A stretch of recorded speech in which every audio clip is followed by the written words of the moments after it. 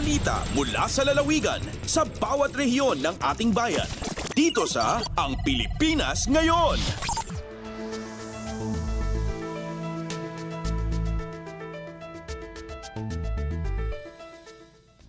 Narito na ang bugso ng ating mga regional news. Dumako muna tayo sa rehiyon ng Luzon.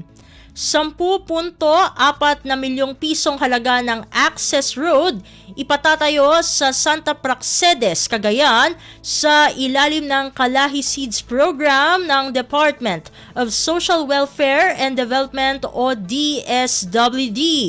Narito ang buong balita na ihahatid sa atin ni April Racho mula sa Tugigaraw.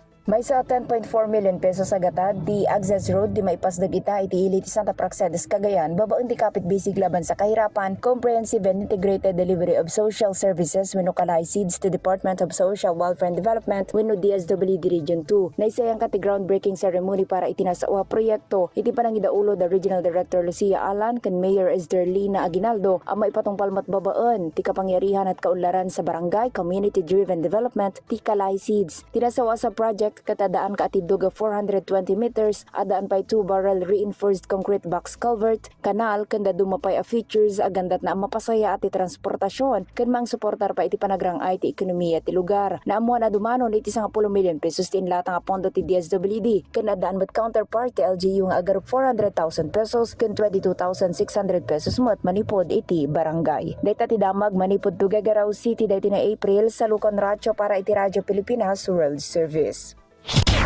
Balita mula sa lalawigan sa bawat rehiyon ng ating bayan. Dito sa Ang Pilipinas Ngayon.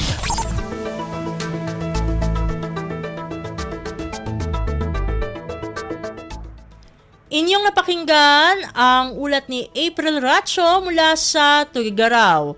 Dakuin naman natin ang Baguio City, Cordillera Administrative Region o CAR na nanatiling nasa heightened alert dahil sa dengue.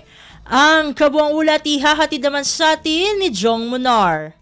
Gimato ti 22 ti bilang nagatipimusay gapoy ti dengue di ti Rehiyon Cordillera. Gapoy ti dayto impasidong ti Regional Disaster Risk Reduction Management Council iti rehiyon kas heightened alert bayat a blue alert iti Department of Health nga nabaling na epektibo iti Agosto a 1. May basar ti datos iti DOH CAR na i-record iti 5,882 kaso ti dengue ti rehiyon manipod Enero 1 aging gana Agosto a 3. Mapalpalagipan mo ti publiko nga i-maintenar ti kinadalos ti aglawlaw ken tungpalan nagati anti-dengue measures. Manipod dito'y Radyo Pilipinas Baguio, Jong Manar nang ipadamag para ti Radyo Pilipinas News Service.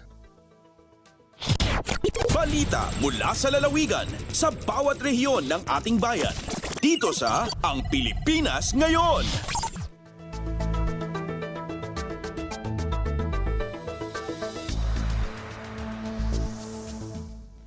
Inyong napakinggan ang ulat ni Jong Munar mula sa Baguio City. Dumako naman tayo sa Virac. Bagong mga scholar sa ilalim ng Medicine at Law Scholarship and Return Service Program ng lokal na pamahalaan ng Catanduanes ipinakilala.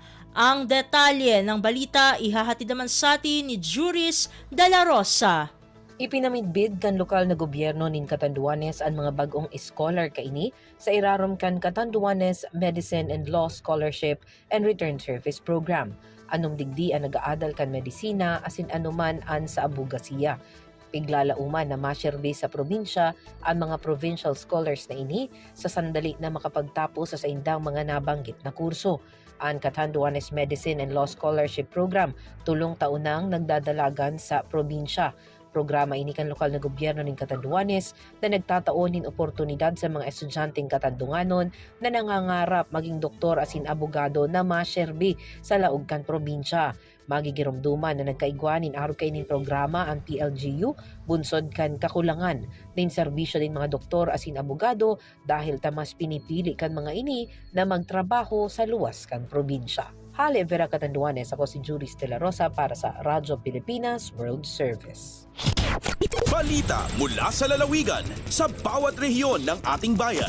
Dito sa Ang Pilipinas Ngayon.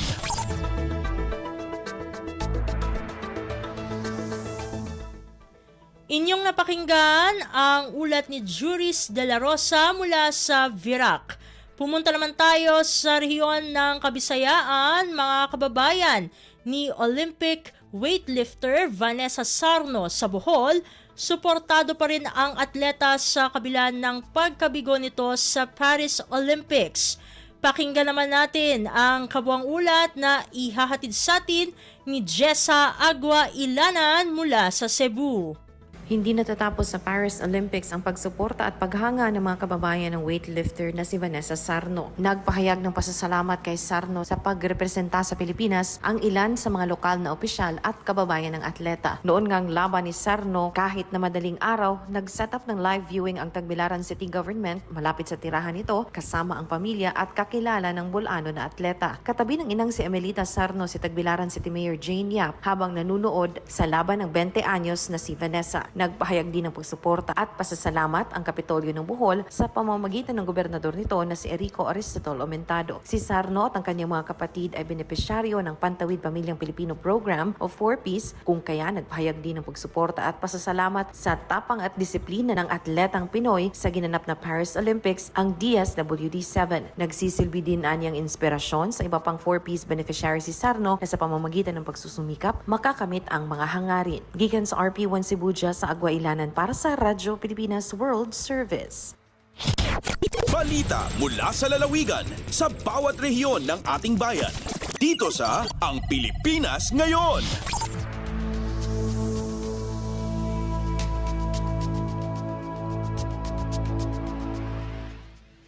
Inyong napakinggan ang ulat ni Jessa Agua Ilanan mula sa Cebu. Puntahan naman natin ang Iloilo.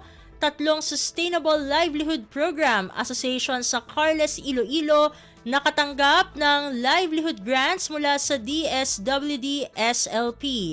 Narito si Marian Grace Erenieta para sa detalye ng balita. Nagbaton sa livelihood grants ang tatlo ka Sustainable Livelihood Program o kon SLP Association sa Carles, Iloilo, gikan sa Department of Social Welfare and Development o kon DSWD-SLP. Nag-release ang 1.8 milyones pesos nga cheque ang DSWD-SLP sa Borosbos SLP Association, Tarong SLP Association kag Abong SLP Association. Nagbaton sang tig 600,000 pesos ang Borosbos SLP Association kag Tarong SLP Association para sa egg laying project kag 600 pesos man ang gimbaton sang Abong SLP Association para sa General Merchandise Project. Yara sa pag-turnover sang cheque sanday Municipal Mayor Sigfredo Bitita kag Municipal Social Welfare Officer Trina S. Antonio. Nagikan sa Iloilo, Marian Grace Erenieta para sa Radyo Pilipinas World Service.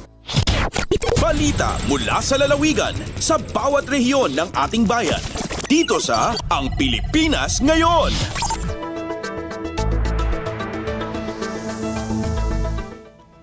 Inyong napakinggan ang ulat ni Marian Grace Erenieta mula sa Iloilo. Dumako na tayo sa rehiyon ng Mindanao. Dalaga na huli matapos magmotorsiklo sa isinarang daan para sa bike course ng Ironman sa Davao City. Ang kabuang ulat, ihahatid naman sa atin ni Sheila Lisondra mula sa Davao. Pasakahan og kaso ang 28 anyos nga babae kinsa misulod sa bike course sa Ironman 70.3 sa Davao City gamit ang iyang motorsiklo kagahapon sa bundag. Sa report nagipagula sa Davao City Police Office, kasong paglapas sa Article 151 sa Revised Penal Code o ang resistance and disobedience to a person in authority or the agents of such person. Batok ka ang ipasaka batok ngadto kang Crisel, 28 anyos nga residente sa Barangay Daliao, Toril, ning Dakbayan sa Davao. Sumala pa sa investigasyon sa Toril Police Station, pugsanon matud pa nga gisulod sa maong suspect ang bike course gikan sa GTH Crossing samtang adunay pasyente nga gipaagi padulong sa duol nga ospital pasado alas 8 sa buntag. Gisulayan pa pagpahunong sa nagbantay nga mga pulis ang maong babae apan inay nga muhunong misutoy hinuon kining padagan hinungdan nga gigugod og naabtan sa Barangay Darong sa Santa Cruz sa Davao del Sur. Pasalamat na lang matud pa ang otoridad nga walay naitabong disgrasya sa mga partisipante sa gibuhat sa naisgutan. Sa iyang social media post daw nagapanghagit ang maong dinakpan ngadto sa otoridad tungod matud pa sa iyang paglapas sa mga balaod trapiko samtang kapadagan sa iyahang motorsiklo. Kanang report gikan Davao City, Sheila Lisondra lang sa Radyo Pilipinas World Service.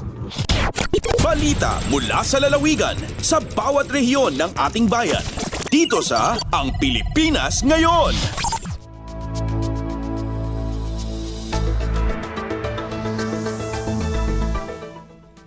Inyong napakinggan ang ulat ni Sheila Lisondra mula sa Davao. Puntahan naman natin ang Butuan.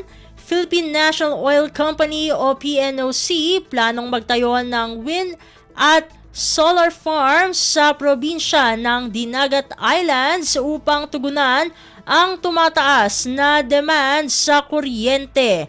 Ang detalye ng balita ihahatid naman sa atin ni Jocelyn Morano. Sa nagkataas nga demand sa kuryente sa probinsya sa Dinagat Islands, napanahon ang plano sa Philippine National Oil Company kon PNOC nga mutukod sa wind ug solar farm para magsilbing power reserve. Laraw sa PNOC maka-generate og 500 to 1,000 kilowatts katumbas sa 1 megawatt nga electricity. Gibutyag ni Provincial Planning and Development Officer George Daligdig na palig-on na ang maong plano sa panagtagbo nila PNOC President Oliver Butalid ug Governor Nilo Demery Jr. sa miaging semana. Natumbok ang munisipyo sa San Jose, ang kapital sa probinsya, isip lugar para pahimutangan sa electricity source project. Diin banabanang kasugdan kini karong Oktubre ning tuiga. Sumala pa, importante ang power reserve kay nagkadaghan ang mga namuhunan, makatabang usab og pakusog sa turismo ug masuportahan ang pagpalambo sa industrialisasyon sa probinsya. Mula sa RP Butuan, kini si Jocelyn Morano para sa Radyo Pilipinas World Service. Balita mula sa lalawigan sa bawat rehiyon ng ating bayan. Dito sa Ang Pilipinas Ngayon.